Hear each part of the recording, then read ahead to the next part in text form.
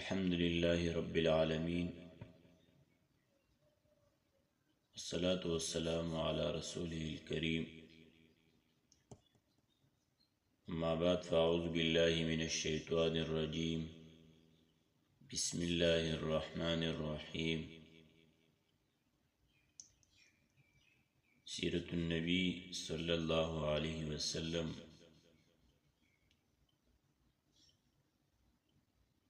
اس کا یہ 50واں درس ہے۔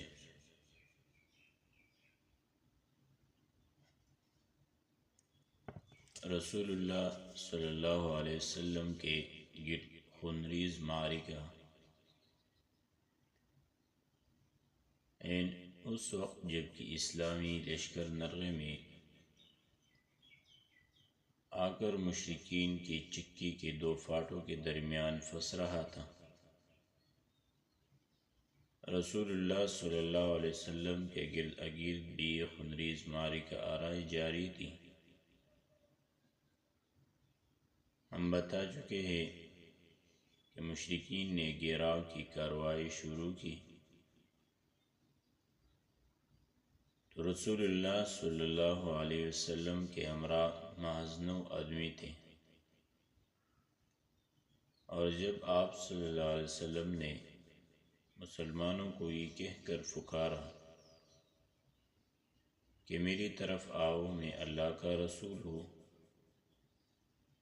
تو آپ صلی اللہ علیہ وسلم کی آواز مشرکین نے سن لی اور آپ صلی اللہ علیہ وسلم کو پہچان لیا، کیونکہ اس وقت وہ مسلمانوں سے بھی زیادہ آپ صلی اللہ علیہ وسلم کے قریب تھے۔ چنانچہ انہوں نے جھپٹ کر آپ پر حملہ کر دیا اور کسی مسلمان کی آمد سے پہلے اپنا پورا بوجھ ڈال دیا۔ اس پورے حملے کے نتیجے میں ان مشرکین اور وہاں پر موجود 9 صحابہ کے درمیان نہایت سخت معرکہ آرائی شروع ہو گئی، جس میں محبت و جاسفاری اور شجاعت و جانبازی کے بڑے بڑے نادر واقعات پیش آئے ہیں۔ صحیح مسلم میں حضرت انس رضی اللہ عنہ سے روایت ہے کہ احد کے روز رسول اللہ صلی اللہ علیہ وسلم 7 انصار اور 2 قریشی صحابہ کے ہمراہ الگ تلگ رہ گئے تھے۔ جب حملہ اور آپ کے بالکل قریب پہنچ گئے تو آپ نے فرمایا، کون ہے جو انہیں ہم سے دفع کرے اور اس کے لیے جنت ہے، یا یہ فرمائے کہ وہ جنت میں میرا رفیق ہوگا۔ اس کے بعد ایک انصاری صحابی آگے بڑھے اور لڑتے لڑتے شہید ہو گئے۔ اس کے بعد پھر مشرکین آپ کے بالکل قریب آ گئے اور پھر یہی ہوا۔ اس طرح باری باری 7 انصاری صحابی شہید ہو گئے۔ اس پر رسول اللہ صلی اللہ علیہ وسلم نے اپنے 2 باقی ماندہ ساتھیوں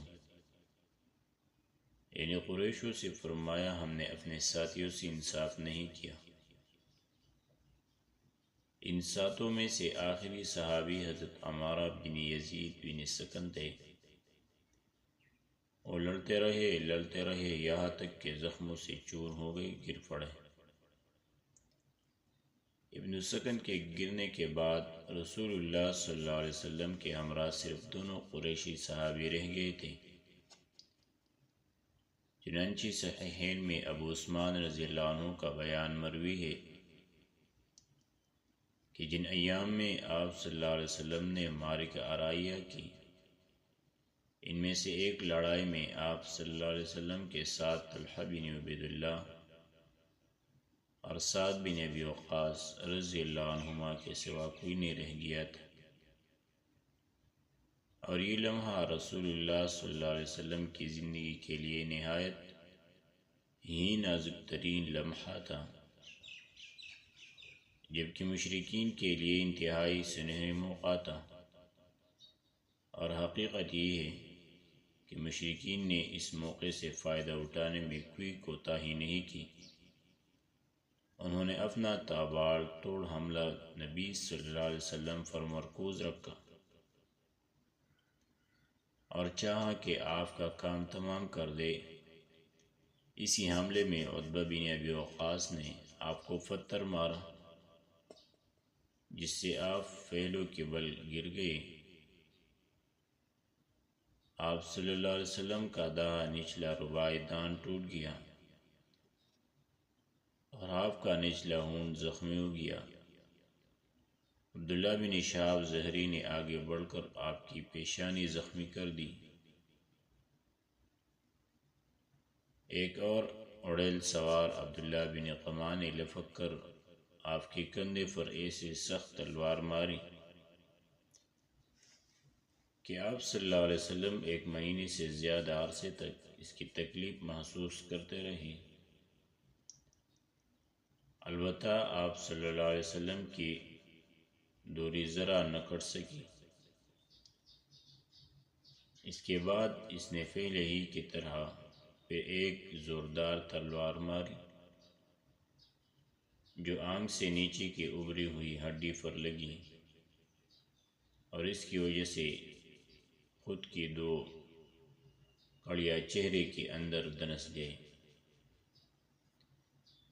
ساتھ ہی اس نے کہا، اسیلے میں قمع توڑنے والے کا بیٹا۔ رسول اللہ صلی اللہ علیہ وسلم نے چہرے سے خون پونچھتے ہوئے فرمایا،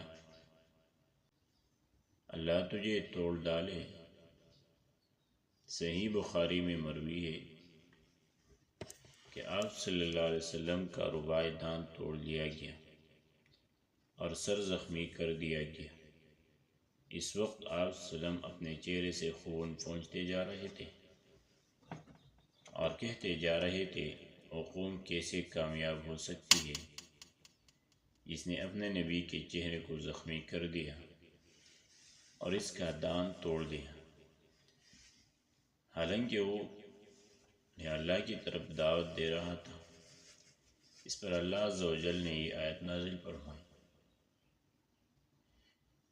لیس لک من الامر شیء او یتوب علیہم او یعذبہم فانہم ظالمون۔ آپ کو کوئی اختیار نہیں، اللہ چاہے تو انہیں توبہ کی توفیق دے اور چاہے تو عذاب دے کہ وہ ظالم ہیں۔ طبرانی کی روایت ہے کہ آپ صلی اللہ علیہ وسلم نے اس روز فرمایا، اس قوم پر اللہ کا سخت عذاب ہو جس نے اپنے پیغمبر کا چہرہ خون آلود کر دے۔ پھر تھوڑی دیر رک کر فرمایا، اللہم اغفر لقومی فانہم لا یعلمون۔ اے اللہ میرے قوم کو بخش دے، وہ نہیں جانتی۔ صحیح مسلم کی روایت میں بھی یہی ہے کہ آپ صلی اللہ علیہ وسلم بار بار کہہ رہے تھے، رب اغفر لقومی فانہم لا یعلمون۔ اے پروردگار میرے قوم کو بخش دے، وہ نہیں جانتی۔ قاضی عیاض کی شفا میں یہ الفاظ ہیں، اللہم اہد قومی فانہم لا یعلمون۔ اے اللہ میری قوم کو ہدایت دے، وہ نہیں جانتے۔ اس میں شبہ نہیں کہ مشرکین آپ صلی اللہ علیہ وسلم کا کام تمام کر دینا چاہتے تھے، مگر دونوں قریشی صحابہ یعنی حضرت سعد بن ابی وقاص اور طلحہ بن عبید اللہ رضی اللہ عنہما نے نادر الوجود جانبازی اور بے مثال بہادری سے کام لے کر صرف 2 ہوتے ہوئے مشرکین کی کامیابی ناممکن بنا دی۔ یہ دونوں عرب کے ماہر ترین تیر انداز تھے۔ انہوں نے تیر مار مار کر مشرکین حملہ آوروں کو رسول اللہ صلی اللہ علیہ وسلم سے پورے رکھا۔ جہاں تک سعد بن ابی وقاص رضی اللہ عنہ کا تعلق ہے تو رسول اللہ صلی اللہ علیہ وسلم نے اپنے ترکش کے سارے تیر ان کے لیے بکھیر دیے اور فرمائے، چلاؤ، تم پر میرے ماں باپ فدا ہو۔ ان کی صلاحیت کا اندازہ اس سے لگایا جا سکتا ہے کہ رسول اللہ صلی اللہ علیہ وسلم نے ان کے سوا کسی اور کے لیے ماں باپ کی پیدا ہونے کی بات نہیں کی۔ اور جہاں تک حضرت طلحہ رضی اللہ عنہ کا تعلق ہے تو ان کے کارنامے کا اندازہ نسائی کی ایک روایت سے لگایا جا سکتا ہے، جس میں حضرت جابر رضی اللہ عنہ نے رسول اللہ صلی اللہ علیہ وسلم پر مشرکین کے اس وقت کے حملے کا ذکر کیا ہے جب آپ صلی اللہ علیہ وسلم انصار کی ذرا جتنی نفری کے ہمراہ تشریف فرما تھے۔ حضرت جابر رضی اللہ عنہ کا بیان ہے کہ مشرکین نے رسول اللہ صلی اللہ علیہ وسلم کو جا لیا تو آپ صلی اللہ علیہ وسلم نے فرمایا کون ہے جو ان سے نمٹے؟ حضرت طلحہ رضی اللہ عنہ نے کہا میں۔ اس کے بعد حضرت جابر رضی اللہ عنہ نے انصار کے آگے بڑھنے اور ایک ایک کر کے شہید ہونے کی وہ تفصیل ذکر کی ہے جسے صحیح مسلم کے حوالے سے بیان کر چکے ہیں۔ حضرت جابر فرماتے کہ جب یہ سب شہید ہو گئے تو حضرت طلحہ آگے بڑھے اور 11 آدمیوں کے برابر تنہا لڑائی کی، یہاں تک کہ ان کے ہاتھ پر تلوار کی ایک ایسی ضرب لگی جس سے ان کی انگلیاں کٹ گئی۔ اس پر ان کے منہ سے آواز نکلی حس۔ رسول اللہ صلی اللہ علیہ وسلم نے فرمایا اگر تم بسم اللہ کہتے تو تمہیں فرشتے اٹھا لیتے اور لوگ دیکھتے۔ حضرت جابر رضی اللہ عنہ کا بیان ہے کہ پھر اللہ نے مشرکین کو پلٹا دیا۔ اکلیل میں حاکم کی روایت ہے کہ انہیں احد کے روز 39 یا 35 زخم آئے اور ان کی پلی اور شہادت کی انگلیاں شل ہو گئی۔ امام بخاری رحمہ اللہ نے قیس رحمہ اللہ بن ابی حازم سے روایت کی ہے کہ انہوں نے کہا میں نے حضرت طلحہ کا ہاتھ دیکھا کہ وہ شل تھا۔ اس سے احد کے دن انہوں نے نبی صلی اللہ علیہ وسلم کو بچایا تھا۔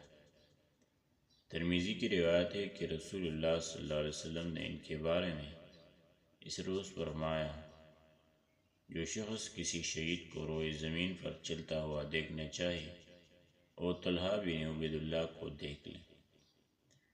اور ابو داؤد طیالسی نے حضرت عائشہ رضی اللہ عنہ سے روایت کی ہے کہ ابوبکر رضی اللہ عنہ جب کہ جنگ احد کا تذکرہ فرماتے تو کہتے کہ یہ جنگ کل کی کل طلحہ کے لیے تھی، یعنی اس میں نبی صلی اللہ علیہ وسلم کے تحفظ کا اصل کارنامہ انہوں نے انجام دیا تھا۔ حضرت ابوبکر رضی اللہ عنہ نے ان کے بارے میں یہ بھی کہا یا طلحہ بن عبید اللہ قد وجبت لک الجنانی وبوأت المحل عینا، اے طلحہ بن عبید اللہ تمہارے لیے جنت واجب ہو گئی اور تم نے اپنے یہاں حورین کا ٹھکانہ بنا لیا۔ اسی نازک ترین لمحے اور مشکل ترین وقت میں اللہ نے غیب سے اپنے مدد نازل فرمائی۔ چنانچہ صحیحین میں حضرت سعد رضی اللہ عنہ کا بیان ہے کہ میں نے رسول اللہ صلی اللہ علیہ وسلم کو احد کے روز دیکھا، آپ صلی اللہ علیہ وسلم کے ساتھ 2 آدمی تھے، سفید کپڑے پہنے ہوئے۔ یہ دونوں آپ صلی اللہ علیہ وسلم کی طرف سے انتہائی زوردار لڑائی لڑتے رہے۔